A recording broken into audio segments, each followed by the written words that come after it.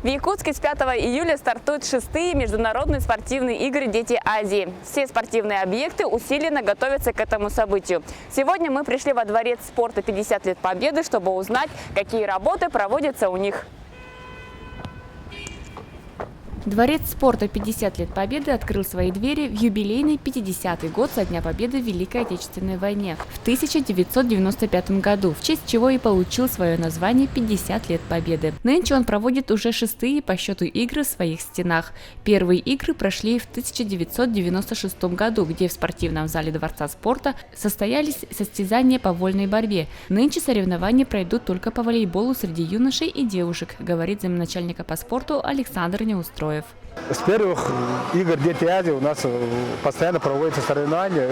Когда в 1995-1996 году уже тут провели по вольной борьбе и по другим видам тоже. А вот нынче только у нас сейчас в городе Якутске такие спортивные объекты построены, поэтому нынче у нас проводится волейбол юношей и девушки. Поэтому очень тщательно готовимся, чтобы провести волейбол на высоком уровне. К слову, спорткомплекс был единственным в Якутске, где располагались выдвижные трибуны. Всего в зале может разместиться на стационарных трибунах 500 болельщиков, и плюс благодаря передвижным трибунам еще 600 человек. В просторных сооружениях спорткомплекса часто проводились как спортивные соревнования от городского до международного уровня, так и различные культурно-массовые зрелищные мероприятия.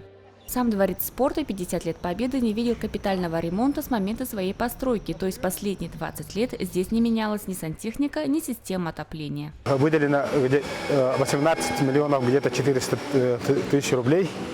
И у нас нынче очень объемная работа. Как бы сами смотрите, сейчас здесь замена, полностью заменяем пол. Так, и полностью поменяем систему отопления. Это самые такие объемные работы. Поменяли все окна, так, покраска и фасадные работы. То, что система отопления уже с 1996 года, поэтому нынче уже заменяем полностью систему отопления. А вот насчет полов в 2012 году поменяли, но тут очень много мероприятий проходит, поэтому очень быстро изнашивается, поэтому уже в этом году тоже меняем полы полностью. На 18 миллионов рублей руководство Дворца спорта полностью меняет и санузлы, и раздевалки для спортсменов. Чугунные ретро-радиаторы и совдеповские санузлы в прошлом. Вскоре здесь будет блистать новая сантехника. Все это будет меняться. По словам Александра Неустроева, к 22 июня все ремонтные работы будут завершены. Соревнования по волейболу стартуют 5 июля среди девушек. К этому времени спорткомплекс будет готов полностью. Надежда Ефимова, Николай Необутов, ЕСЯ.